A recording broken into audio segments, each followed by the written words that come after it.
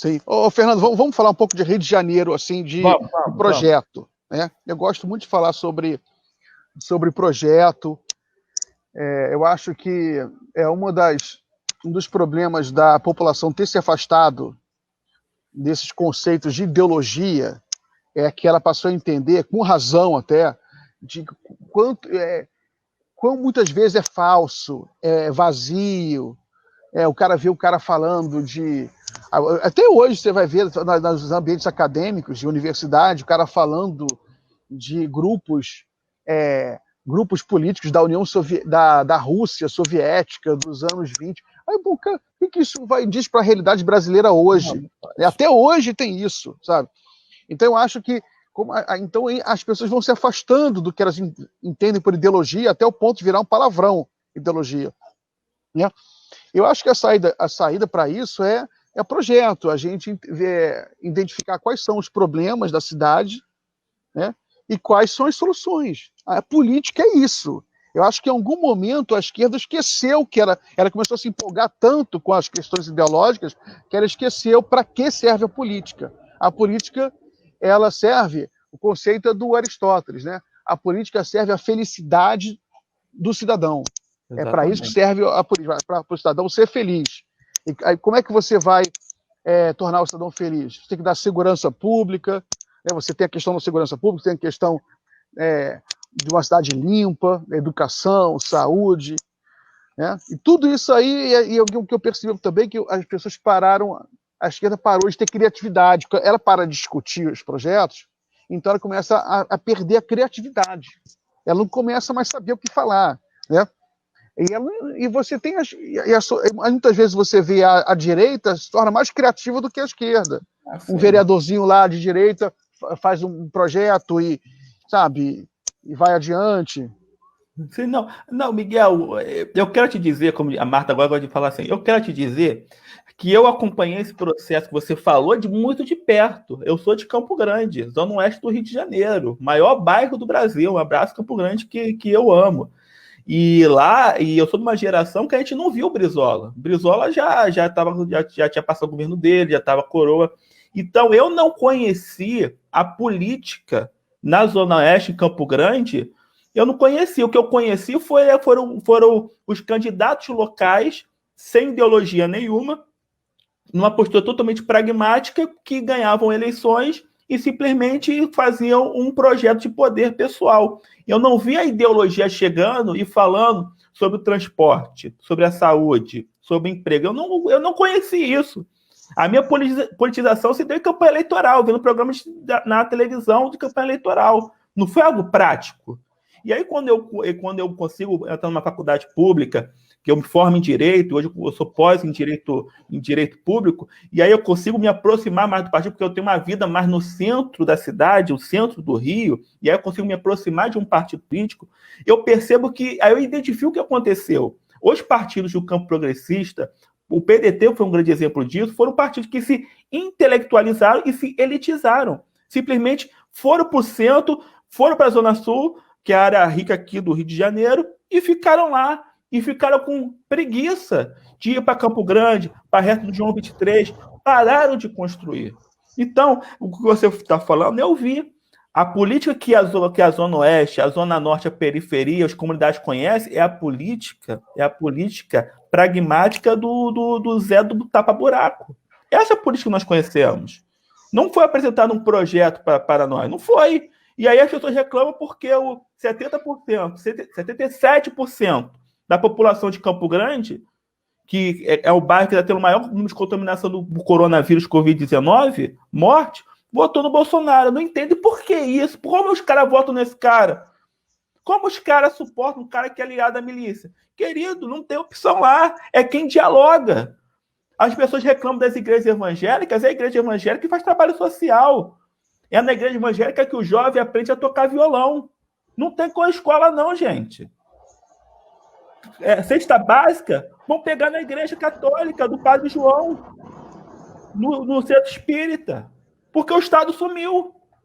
O Estado foi criado no Brasil, no Rio de Janeiro principalmente, um Estado que favorece uma pequena parcela da cidade. Como isso ia dar certo? criou-se um vácuo de poder, criou-se um vácuo de projeto que foi ocupado pela direita liberal, que percebeu esse vácuo, apostou no conservadores e chegou agora ao poder. Então, vamos falar de política, vamos falar de projeto, tem que falar de transporte. Um cara que sai lá da Zona Oeste para chegar ao centro da cidade, que infelizmente o poder econômico, os empregos estão concentrados no centro e na região central, é 2h30. O cara perde 3, 4 horas para ir do trabalho. Aí como é que você quer que esse pai e mãe de família, esse responsável, cuide dos seus filhos? Olha como é que é o ciclo vicioso, ruim. A educação ruim, os colégios não preparam para nada. O Miguel, vou falar uma coisa para você, eu fui uma das primeiras pessoas na minha família que passou numa universidade pública. Nessa época, alguém de Campo Grande passar numa UF, que foi a minha faculdade, isso nem existia, a gente nem ouvia falar disso. Aí como é que nós queremos que essas pessoas agora acreditem na ciência se elas não tiveram acesso à ciência? Então é isso. A grande questão foi que a periferia entrou num vácuo de poder porque a nossa querida esquerda tradicional se elitizou. Entrou pro time do baronato, conciliou, em vez de chegar ao poder, né, e romper, conciliou e virou baronato também. Aí é champanhe, a festa em Paris com um guardanapo da cabeça. É isso. É isso mesmo. É isso mesmo. E, sobretudo, não ofereceu um projeto de transformação. Né? Não, ficou muita coisa assim de melhorar um pouco a vida, mas uma coisa que eu sinto falta no campo progressista, inclusive, sabe que o Mário Eriger, numa live que a gente fez agora no sábado passado, ele falou coisa interessante, entendeu? Que é, na realidade, eu fiquei pensando nisso, eu não cheguei a uma conclusão, não, mas eu ficou encucado, que é a questão que até os termos que a gente usa, muitas vezes, que a gente acha maravilhosos, eles são um pouco arrogantes, entendeu? Por exemplo, o campo progressista. Quando você usa um campo progressista, ele pressupõe que você é o bom, você é o melhor. Sim, né? Verdade. Entendeu? Mas não tem outro termo. Eu já quebrei a cabeça para pensar em outro termo, eu não achei outro. Eu lembro que o pessoal discutia essa coisa, não, porque tinha esquerda e direita. Quando você usa progressista, já é para você quebrar um pouco, fugir um pouco do termo esquerda e direita, que às vezes pesa muito, né? Não é popular. Aí você usa também que a gente usa muito, falando de juventude, falando de pessoal e tal, cara, eu me quebra quando alguém fala assim, não, porque o jovem periférico. Gente, jovem periférico, cara, ninguém... Tu acha que alguém em CG Big Field sabe que é jovem periférico? Não identifica a pessoa, não identifica. Você tem que ver como as pessoas falam. Como é que você quer comunicar um projeto, comunicar uma ideia, se você não usa os meios de comunicação correta, linguajar correto? E eu fico para morrer com esse jovem periférico. Tu vai para um adolescente de Campo Grande, eu falo, sou de Campo Grande, sou de Santa Cruz, sou da Taquara. Ele não fala que ele é da periferia. Não é da cultura do Rio de Janeiro esse termo periferia. Mas veio importado da academia e o campo da esquerda. Mas é muito lógico, muito lógico, Fernando, porque é periférico em relação ao centro, né? Você é periférico, mas para quem está na periferia, ele não é periférico, ele está ali. Aí volta que a gente falou. Aqui no Brasil, classe tem muito a ver com a forma de pensar. O cara que está lá morando em Bangu, em Anchieta, Pavuna, não acha que ele entende que ele mora em Bangu e Pavuna, que ele mora longe do centro ele não pensa assim. Não funciona. Às vezes a cabeça dele é que ele é carioca também. Aliás, é o correto. Na cabeça dele, ele é carioca e tem direito como carioca. Ele se entende. Ele, quando vê a imagem de Copacabana, a praia bonita, ele se sente que é dele. Sou eu, entendeu? Tem muito isso. A praia dele. Né? Mesmo que ele não vá, ele se sente. Aliás, é uma coisa que eu defendo. Agora vamos falar o termo, já que está num canal político que dá para a gente usar esse termo assim. O que eu defendo é o seguinte: a periferia ela não quer privilégio. A periferia carioca, ela quer ser tratada como carioca. Nós queremos, em Campo Grande, Bangu, Pavuna, ser tratados como cariocas. É simples. A gente quer ter o mesmo ônibus com ar-condicionado que tem toda hora passando na orla da Zona Sul. A gente quer ter lá, passando pelo calçadão de Campo Grande. E não o ônibus todo quebrado com a janela aberta. Que é uma coisa que eu acho muito interessante. Eu lembro, é um exemplo bobo, mas eu lembro muito disso, que perto da minha casa tinha um ponto de ônibus, que o ponto era aquela construção de concreto armado, que era e tinha lá a plaquinha, Chagas Freitas, que foi governador do Rio. Na época da Guanabara, tinha plaquinha lá. Aí eu lembro que eu ia, quando tinha que ir para a faculdade, na Zona Sul já era aqueles pontos de ônibus de plástico, bonito, com propaganda. Eu fico, caramba, pô, ponto de ônibus na Zona Oeste que é chão batido. Não tem nada. Às vezes tem um recuso para o ônibus entrar. Quer dizer, é uma cidade partida. Viramos várias cidades em uma só, cada uma a Deus dará. Aí não entende como um poder paralelo com uma milícia ocupa o espaço desses lugares. Como é que você vai entender? A prefeitura se ausentou, o Estado se ausentou. Sabe uma coisa que... Por exemplo, você falou em transporte urbano, né? Sim, que é um transporte urbano é a grande tragédia das grandes cidades brasileiras, né? Isso aí é uma coisa que, na minha opinião, foi um dos grandes erros dos governos Lula e Dilma. Por causa que eles abriram muito crédito para carro, isso foi importante para muita gente, sabe? E melhorou um pouquinho o salário mínimo, né? Quer dizer, melhorou bastante o salário mínimo. Não, isso aí e você criou o crédito. Agora, o que aconteceu é o seguinte, que as cidades elas explodiram. Sim. Elas explodiram. Você tem um trânsito hoje nas cidades brasileiras, no Rio de Janeiro, sabe, que é insuportável. É o pior do Brasil, o trânsito de Janeiro. Passamos em São Paulo. Eu lembro que a gente assistia aqueles filmes sobre Nova Delhi, né, Cairo. Eu ficava olhando aqueles filmes, né? Cara, que coisa horrível, que cidade horrível, ninguém consegue nem andar. A gente virou pior que aquilo, cara. Muito pior. Aquilo, trânsito parado na cidade toda. Aí, cara, você pega um ônibus para ir do centro para a Seropédica, né, cara? Cara, não anda, cara. Não anda o negócio, cara.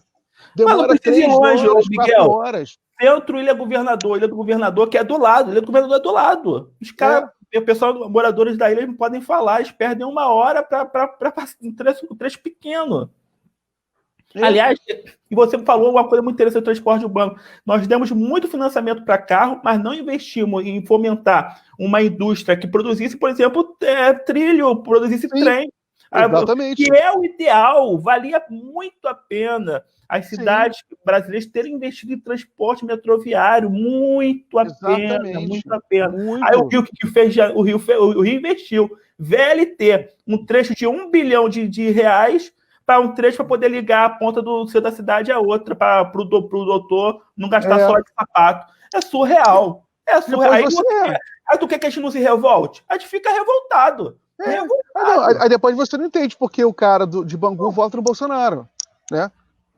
Porque se você não oferece nenhum transporte bom para o cara de Bangu, né, que é a maioria da cidade, né, a Zona Oeste, hoje em dia, é quase 70% da população do Rio de Janeiro, né? E só Bangu é o maior colégio eleitoral do município. E você não tem projeto. Mas o que me impressiona, Fernando, é a falta de projeto, que você pode até falar, gente, não tem dinheiro para fazer esse ano. Mas você pode falar, gente, mas tem um projeto. Tem um projeto. O plano diretor está aí para isso. Tem um plano que a gente não vai fazer esse ano porque falta orçamento, mas a gente vai fazer, a gente vai começar a fazer no ano que vem. Miguel, e daqui a tantos anos vai ter. Aí você tem um projeto para você dar um norte para as pessoas terem esperança. Tá entendendo? Isso não tem, cara. Gastaram mais de 600 milhões para fazer uma estação na Gávea do metrô. Com todo respeito aos moradores da Gávea, mas não era prioridade. E está lá parado agora, descobriram que não tem como concluir. Para concluir, agora ia ter que gastar mais de R$1 bilhão para um trecho que você tem que ter um número de deslocamento de pessoas muito baixo, comparado a um trecho que ligaria, por exemplo, a Zona Oeste, Barra da Tijuca, Jacarepaguá. Quer dizer, não estenderam os metrôs. Tem várias estações de metrôs que estão sem concluir, que são estações que poderiam estar fazendo esse transporte urbano. E não se fez. Não tem dinheiro? Pô, mas esse dinheiro que foi fora em Olimpíada e de Copa, não fui contra a Olimpíada e Copa não, gente, mas que foi muito dinheiro fora, foi. E você não foi conectado com um projeto de mobilidade urbana decente. Não foi conectado. Nós temos até um projeto interessante, por exemplo, da Transolímpica, só que é um trecho que você vê que não tem deslocamento de carro. Pouco. E a Avenida Brasil, que ela passa por cima da Avenida Brasil. A Avenida Brasil, que é o grande escoamento da Zona Oeste, a Zona Oeste só tem a Avenida Brasil ou é trem, é um dos dois. Totalmente engarrafado. Não, exato, mas se você olhar o mapa da cidade do Rio de Janeiro, né, quando você sai do Santos Dumont de avião para ir para São Paulo, né, você vê a cidade de Janeiro, uma coisa que sempre me impressionou é o seguinte, que a Zona Sul é uma tripinha. Sim. A Zona Sul é uma tripinha, sei lá, 1% da cidade, Zona Sul, 5%. Você tem a maioria da cidade, toda é a Zona Norte e a Zona Oeste. São bairros muito maiores. Madureira, Ramos, são áreas muito grandes, muito densamente povoadas. E quando você faz um projeto de metrô, você tinha que colocar o metrô ali dentro de Madureira, não uma linha, que essas metrô de uma linha para frente e para trás. Ah, não tem dinheiro. Cara, projeto não custa dinheiro. Faça um projeto. Porque com projeto, você pode chegar para a população e perguntar à população, ó, não tem dinheiro. A população te responde, faça acontecer. A população, nós temos dinheiro e nós vamos te dar dinheiro. Tá entendendo? Porque se você tem pessoas querendo usar o transporte, vai ter dinheiro. E outra coisa, não é dinheiro, uma coisa que no plano do Ciro a gente defende, que uma coisa você fazer superávit para pagar dívida, que a gente faz, para pagar dívida e pagar juros. Outra coisa é você fazer superávit para você investir. Quando nós falamos de fazer, por exemplo, investimento em transporte, nós estamos falando de infraestrutura, nós estamos falando de emprego, nós estamos falando de tecnologia. Porque o Rio de Janeiro, por exemplo, você falou da configuração do Rio de Janeiro geográfica, se você olhar o mapa, nós temos ali no meio maciços naturais, que o Rio de Janeiro acaba que ele faz uma volta em torno desses maciços naturais. Então, o Rio de Janeiro era o ideal para você ter, por exemplo, o uso em larga escala do metrô, para poder justamente romper e ligar diretamente a cidade, fazer essa integração. Hoje não tem. Porque uma coisa, antes do BRT surgir, queria ver um problema que era quando alguém lá da Zona Oeste, Campo Grande, Santa Cruz, tinha que ir para o aeroporto. Não tinha ligação direta, não tinha transporte direto, tinha que fazer uma engenharia aí para não sei aonde, ir para você pegar um outro ônibus, para ir para o metrô. Então, esse é um exemplo de como as coisas são mal feitas, entendeu? Então, quando eu falo de projeto, desenvolvimento, é investimento, é estrutura, é geração de emprego. O Brasil tem como se recuperar. É só fazer o que tem que fazer. Saneamento básico, que também é um caos. A Zona Oeste e a Zona Norte paga taxa de esgoto sem ter tratamento de esgoto. Por que não faz obra de saneamento? É emprego. Habitação é emprego. Por que não se investe em tecnologia? Cria incubadoras para surgir novas empresas na Zona Oeste, na Zona Norte, na periferia, nas comunidades. Tem que fazer essas obras e tem que ao mesmo tempo, investir nas indústrias que vão fornecer os materiais para essas obras. Exatamente. Tudo conecta, tudo se conecta. Porque tem dois tipos de emprego. Você tem a manufatura, que é a indústria, e tem os serviços sofisticados. O Rio de Janeiro ele está na mesma região metropolitana que muitas indústrias acabaram, ou saíram, ou acabaram de vez, ou foram para a região metropolitana, Itaboraí, tem a história do Copérgia. Então, você, na prefeitura do Rio de Janeiro, você tem que fazer, tem que ter uma visão estratégica de, sim, pensar em reindustrialização. Nós temos as áreas industriais ali na Avenida Brasil, Santa Cruz, Campo Grande tem a sua zona industrial, aí você faz isso com questão de investimento, questão de zoneamento, é permitido que a indústria instalem ali. Mas você também tem que pensar que o Rio de Janeiro tem uma vocação muito grande para serviços complexos. Que o serviço complexo é que você tem um serviço simples, por exemplo, o barbeiro, é um serviço simples. Mas você tem o serviço complexo, que é o caso do TI, que é o cara que vai operar um maquinário, que é uma coisa mais complexa, é difícil, o salário dele é maior. Então, tu tem que fazer todo um planejamento de desenvolvimento que você possa ter indústria e serviços complexos para melhorar a questão do emprego na cidade. Então tem que ter projeto, gente. Não tem para onde fugir. Tem que ter projeto. Tem que saber para onde você quer ir. frase aqui do Bruno, eu achei interessante, né? Porque ele pegou mais ou menos o que eu falei, né?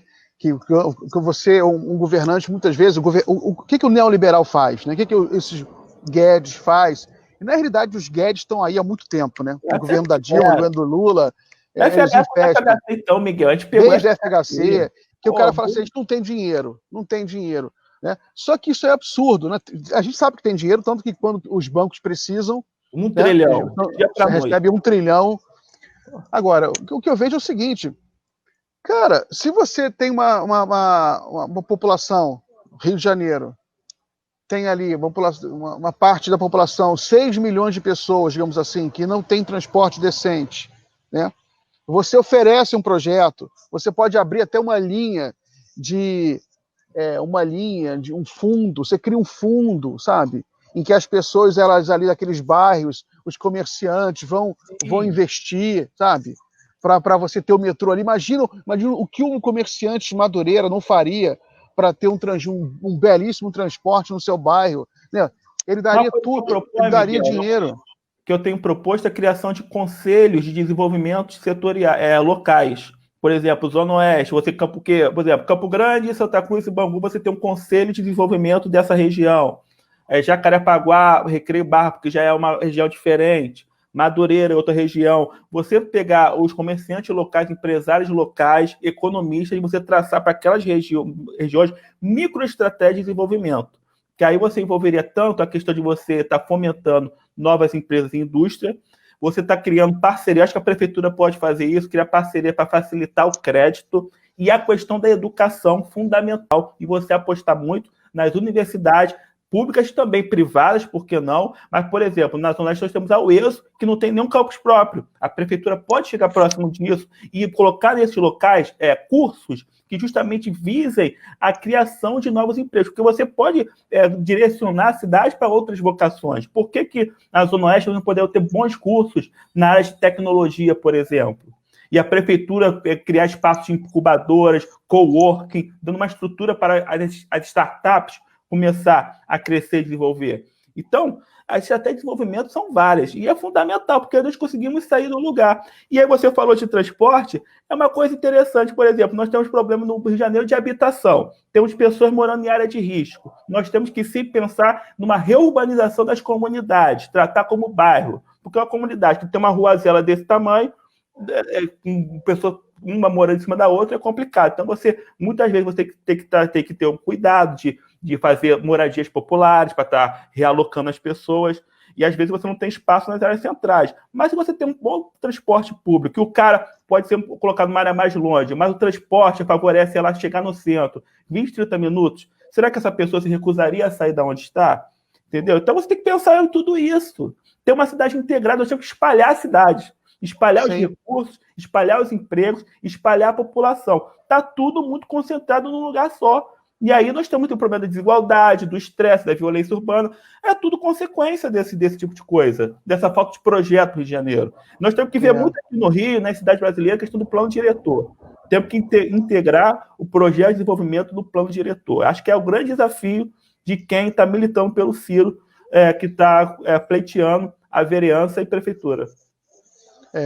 Não, por exemplo, é que as pessoas têm muito mania de achar que projeto é só uma coisa que vai resolver tudo de uma vez só, entendeu? Não. Então, mobilidade urbana. Aí não tem dinheiro para metrô. Aí então não faz nada. Aí não se faz nada, né? Aí as pessoas não usam a criatividade. Aí você pode começar fazendo algumas linhas dentro de Madureira, por exemplo. Sim. Você faz uma linha ligando uma área a outra de Madureira. Aí depois você faz outra. Mas dentro de um projeto para, no final, conectar tudo. Mas já oferecendo soluções para amanhã. Né? Sim, claro. Você não tem dinheiro para fazer um grande metrô em toda a cidade de Janeiro, mas você faz um projeto. O objetivo é, em 15 anos, o Rio está todo conectado de metrô, como Nova York, como Paris, como Londres é. Nova York tem um metrô a cada esquina, tem uma estação a cada esquina. E até hoje eles fazem. E até hoje eles estão fazendo. Todo ano inaugura uma estação nova lá. Sim, então, aí você faz um projeto, 15 anos. Xangai, cara, Xangai não tinha metrô há 20 anos atrás. Hoje em dia é o maior metrô do mundo. Entendeu? Tá ficando escuro aqui, daqui a pouco a gente vai ter que terminar minha live. Eu Eu não pensei nisso, que ia ficar escuro se a gente esticasse muito. Sim, é verdade. Não, e é isso, só para não deixar de estar falando de projeto, claro que isso envolve, também falamos de educação, que é super importante. Se você pega os industriais brasileiros, reclamam muito que o trabalhador brasileiro tem uma qualidade de educação básica muito ruim, e é até difícil ele estar aprendendo novas tecnologias, então a educação é fundamental nesse projeto, e claro, temos questões da dignidade das pessoas, como por exemplo a saúde, que você tem que oferecer uma saúde de qualidade, né? Aqui começou o projeto das clínicas da família, mas a prefeitura atual meio que parou o projeto. Nós temos a questão da cultura, que infelizmente temos lonas culturais aqui que foram abandonadas, e a cultura faz parte do projeto, porque faz inovação, ela gera renda, gera emprego. Tem a questão do turismo, que não é só o turismo para Copacabana, Leblon, mas o turismo que faz, por exemplo, por que não falar de ecoturismo na Serra do Mendanha, em Campo Grande? Então, nós temos várias coisas que nós podemos fazer para justamente estar criando emprego e renda e desenvolver. Tem coisa para fazer. Se não tivesse, se fosse mas temos saída. Agora, o que a gente tem que correr atrás, temos, equacionar saúde, ter saúde fiscal, resolver a questão das despesas. Colocar aqui a pergunta aqui, questão de como financiar. Por exemplo, quando você fala de saneamento básico, você está falando, e começou uma obra aqui do lado, gente, normal. Quando você fala de saneamento básico, você está falando de meio ambiente. O que tem de linha de crédito internacional, se tem uma coisa que tem dinheiro no mundo, é para meio ambiente. E que as prefeituras não pegam porque não fazem bons projetos. Sim. Você vai fazer todo um resort de ecoturismo, você está falando de desenvolvimento sustentável, tem linha de financiamento, temos que ir atrás do dinheiro.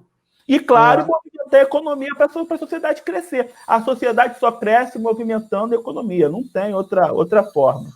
Sim, e a possibilidade que a gente tem com essa Baía de Guanabara maravilhosa aí, sabe, que a gente tem que despoluir, né? A gente tem que fazer um trabalho coordenado com outros municípios do Rio, porque você tem que fazer um processo de saneamento em todos os municípios que jogam esgoto em rios, que desaguam na Baía de Guanabara. Enfim, a gente tem muito assunto para falar, só que tá ficando escuro aqui, a gente já está quase 1h30 de live, tá? Então, diga suas palavras finais aí para a galera, sua despedida, e a gente encerra a live. Galera, só agradecer o Miguel do Rosaga, agradecer ao pessoal do Cafezinho por estar aqui, que para mim, eu já falei no início, foi uma honra esse bate-papo, falamos de muita coisa. Espero retornar mais vezes. O Miguel é um parceirão, o Miguel está sempre ajudando a construir essa nova forma de pensar o Brasil.